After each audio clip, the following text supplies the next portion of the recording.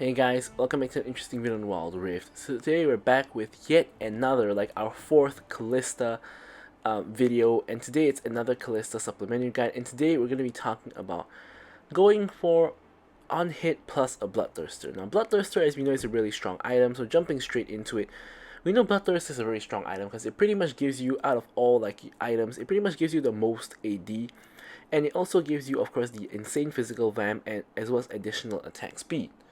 So this is such a good item on Kalista. Like Kalista loves healing, Kalista loves damage, of course.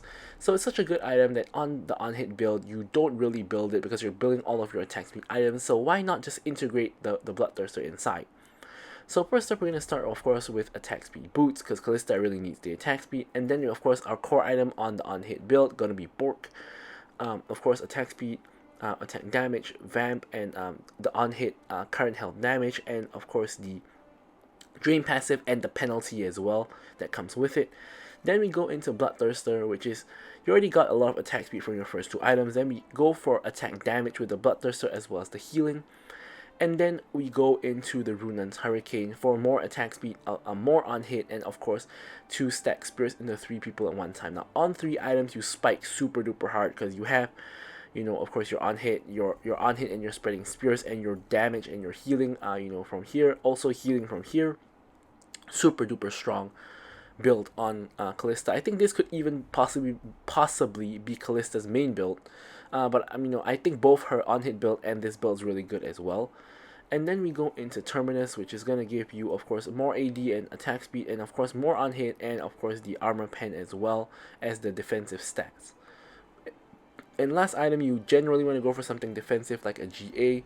You could also go for more offensive options like Wit's End, or even Sterix, which is a good mix of both. So for the runes, of course, Lethal Tempo because you attack a lot, and of course Brutal because again you attack a lot, so you can easily proc your Brutal. Giant Slayer most of the time, if not coup de grace. And here we have Legend Bloodline because we already have enough attack speed from the build, and Bone Plating here for the extra safety. Of course, again, Sudden Impact or Hex Splash are options as well, but I like to take Bone Plating. And finally, we have Exhaust and Flash. Barrier is also an option as usual. So without further ado, we can quickly hop into the gameplay. Okay, into the gameplay. Probably don't have to really explain this by now as I'm on the 4th video, but basically, Kalista, of course, does well with engaged supports. Another thing I want to take note of is you are pretty much always going to be late to lane because of your binding mechanics. So you can see here I've bound to Leona, and you can see Leona has already reached the lane, but I'm still trying to reach the lane itself. And yeah, so if the enemy team has like a catch champion like here Nautilus, or like they have Blitzcrank, Pike, these kind of deals, it's very dangerous for your support to go in lane first before you, because they might just get caught and you're not around to do damage, and they might simply just die. Now there's a few ways to get around this. Now the first way is to not contest the bush. So what you could do is you could simply not walk near that bush and assume that it's warded and assume that there's enemies in it. So both you and your support do not contest the bush. Option number 2 is to not bind at the start. So basically you and your support just run straight into the bush, and while in the bush you can try to bind in the bush, and if you're able to bind in the bush, then that's great. If someone interrupts your binding, then you get into a fight, and of course Kalista level 1 is really strong, so you can get into a fight, probably get a good trade and such, and find another opportunity to bind, like maybe when they're pushing and when you're under tower, something like that. The risk of this method is that you might have you and your support unbound, so when you reach level 3 you can't make use of Kalista's W because you don't have a someone bound. So multiple ways to get through it. I personally just prefer to bind at the start of the game and just not contest the bush at all.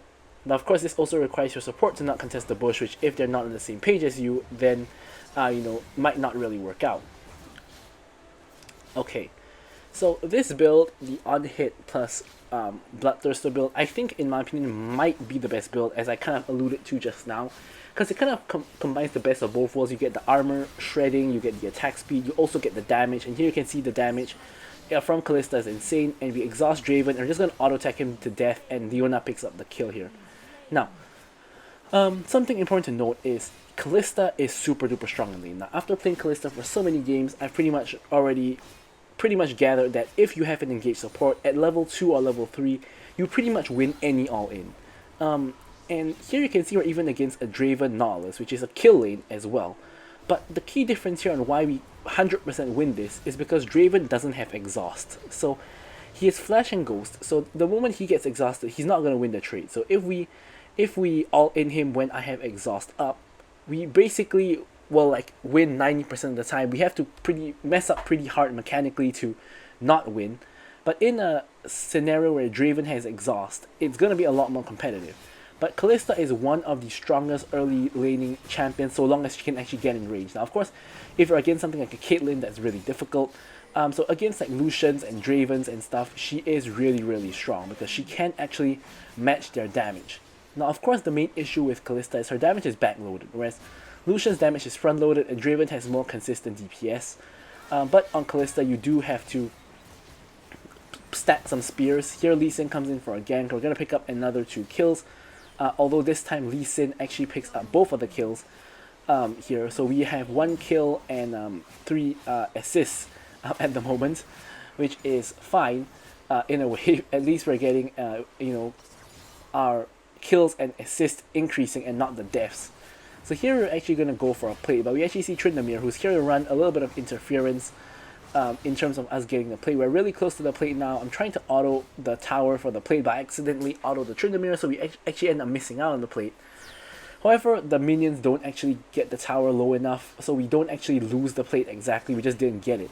So here a fight breaks out in the river. Malphite is here, and so is Tryndamere. I exhaust Tryndamere, I'm kiting away. I get rooted, unfortunately. We do end up getting a trade onto Malphite before I die, but overall it's a 1-for-1 trade. Ahri is now on the run, dies to Tryndamere. Leona is going to be able to escape though because Draven can't really finish her off, doesn't have the damage for that. So in the end, I'm 1-1-4, pretty alright. We're in a pretty okay spot. Decent goal lead against the Draven, although we are going to lose a minion wave here. Lee Sin comes in for another gank, kicks Nautilus into the tower.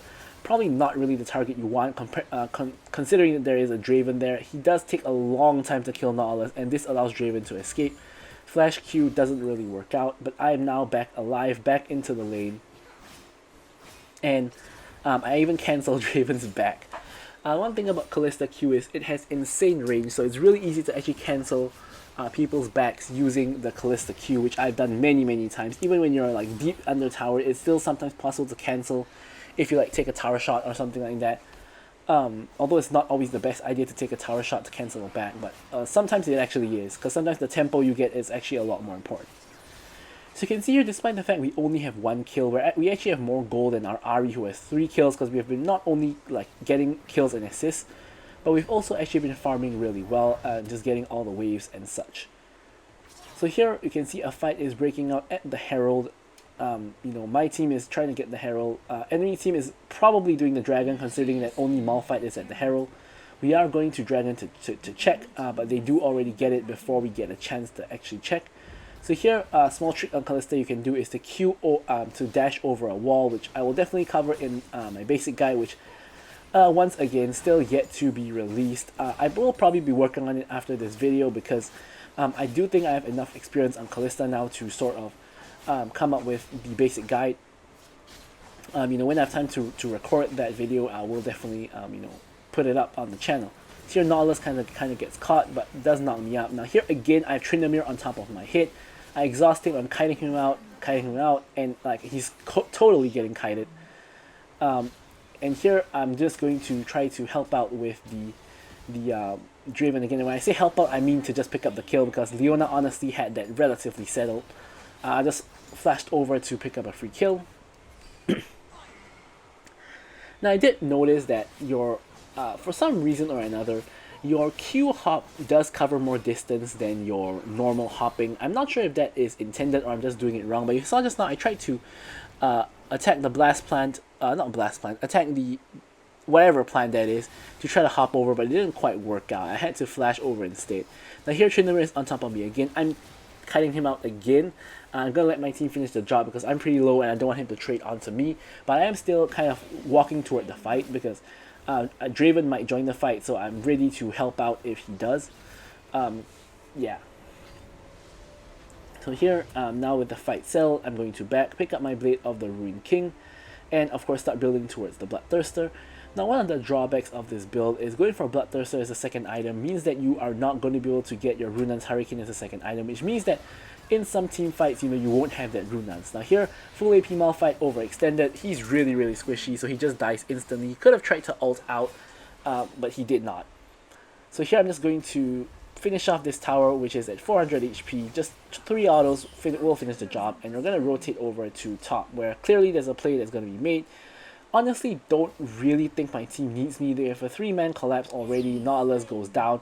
I'm not sure why we are consistently targeting the Nautilus instead of the Draven. Like, Draven is obviously the more valuable target here, but either way, we're just going to, I mean, they're just going to get the Nautilus, and I'm just going to get the wave.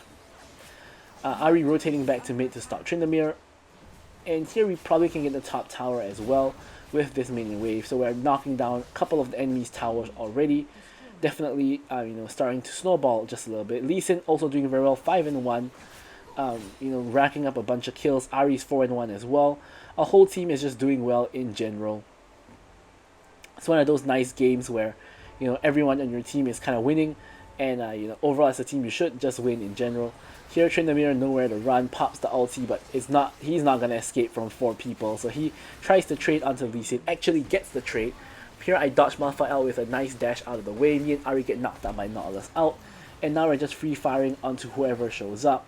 Draven on the opposite side of the map isn't really able to do very much. Now Set is under the tower trying to recall. Volibear is having none of it, goes in under the tower, tanks it up, and Ahri gets the charm. I pull the spears and he goes unstoppable. And somehow on the back end, Leona actually dies to the tower whilst we are making our escape. A little bit unfortunate situation there. But yeah. So now we're going to stop Draven from split pushing. We actually get the entire Bloodthirster just off of that. Because we got that much gold. Lee Sin now, it looks like he has Draven covered. I was initially walking to mid, but I realized that Draven was actually doing a lot of damage to Lee Sin. So I was kind of afraid that Lee Sin used all of his spells and Draven is not just going to DPS him down. So I actually rotated back over to the lane. Turns out it wasn't even needed because Lee Sin had it covered. So now by building towards Runan's Hurricane, Malphite out comes in. He barely does any damage. The Nautilus out comes in as well. Again, Malphite no real follow-up here, so we essentially just got 2 ults for not a very high price because we can just lifesteal back our health anyway, as you guys can see here. Leona is going in onto the tanks. I'm firing across from over the wall. No ulti on 2 of them, remember. So here we get the kill onto Nautilus. However, we get ulted in by Set, which allows Tryndamere to then follow up and kill us. So we do end up going down, but my team looks like they're going to take care of the rest. And yeah, so we are able to get the pretty convincing team fight win. Only Draven is left alive, and that's because Draven is always not in the fight with his team. He's always off doing something else, which is the main reason that he's not dying. But yeah. So as I was kind of talking about just now, not having Runans as a second item means that in some team fights like the one you saw just now, you will be sort of semi-weaker. And what I mean by that is, with Bloodthirster you get more raw AD and more raw damage, but that's only going to apply to a single target, whereas with Runans, it is going to apply to 3 targets, so you are going to be able to stack spears onto 3 people at the same time to pull. So Runans helps you in team fights quite a little bit. And definitely a very important item for Kalista, which is why we're going for it as our next item. We're definitely going to need that. Now here I'm trying to rotate over to a long fight that's been happening in the jungle, which I honestly thought that people would die faster, but they didn't. So now Ahri is in the fight as well. I get ulted by Nautilus, who surprisingly still has his ult after this whole time. Nautilus goes down, and now Set is the next target. He is now on the run. Does W for the shield. Lee Sin finishes off the kill with a Sonic Wave into Resonating Strike. Now just trying to farm up gold to get to Runan's Hurricane. As I said, when you hit 3 items is when you're really strong, because you have all 3 of your most important items, of course with the exception of Terminus, which is going to give you that armor pen and resistance, which is of course going to be even better when you reach 4 items. So here just getting some counter jungling in, getting the enemy Gromp. Baron is spawning pretty soon. I'm really close to getting Runans, so I am going to quickly grab that Skull Crab. I was going to grab this wave and back, but my team decides to do Baron, and honestly my team is like 10k gold ahead of the enemy team right now, so doing Baron is kind of a fine move, fine call. We do get Baron, and now with the Baron goal, we can reset and pick up our Rune's Hurricane, like so.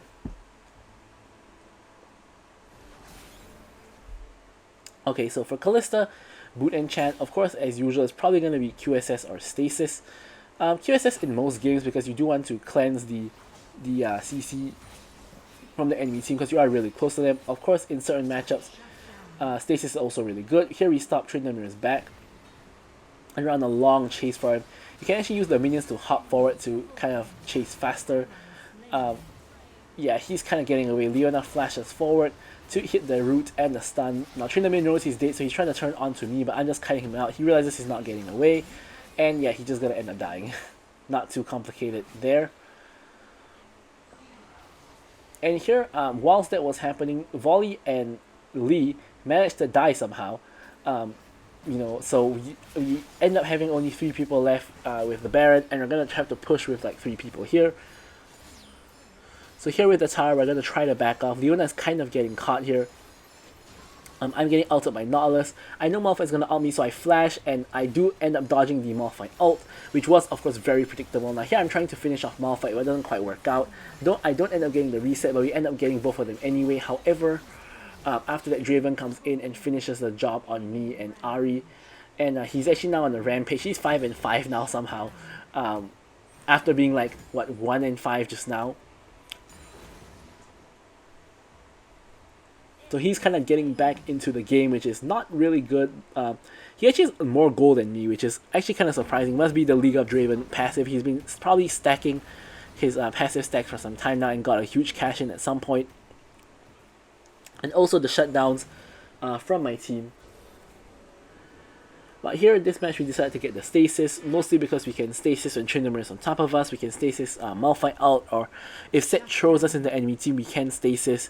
Also Nautilus, if he ults us and we're in a bad position, we can also Stasis.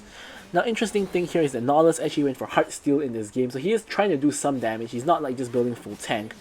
However, of course we have Blade of the Rune King here, which is going to be very, very good against both Set as well as Nautilus because of how tanky they are and because of their Heartsteel. Of course it does current health damage, so it is going to do a ton of damage to them.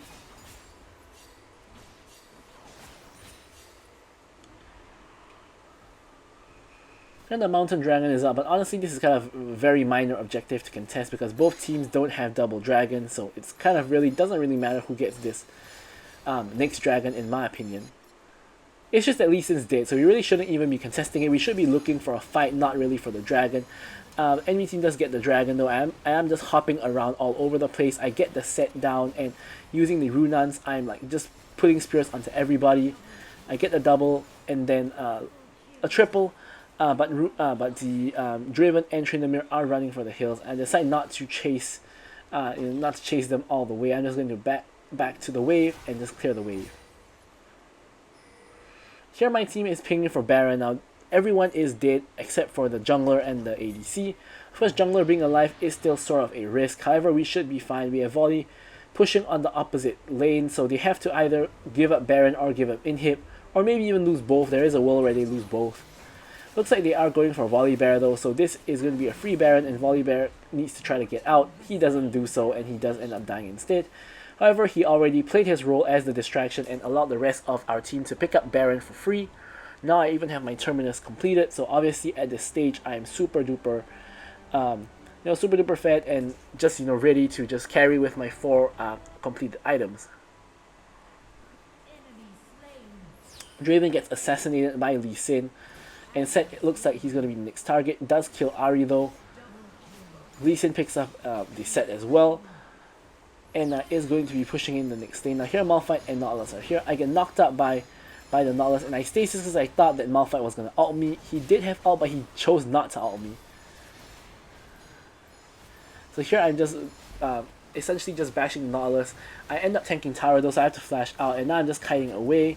Malphite had thankfully already ulted onto Leona, and now I'm just going to kite away the Tryndamere as well. You can see that I'm actually life-stealing off of the Tryndamere as I'm kiting him. I actually end up back at half health, just life-stealing off of him while he was in his Undying Rage, and I was just DPSing him. So now the whole enemy team is dead. Picking up a triple there. and we can just go for the base, or we could just go for some kills. We're just gonna quickly pick up the kills first. This actually a unofficial pentakill after the triple kill plus double kill here, and we're gonna finish off the game in style. So I'm gonna leave you guys with the stats as usual. Thank you guys so much for watching the video, and goodbye.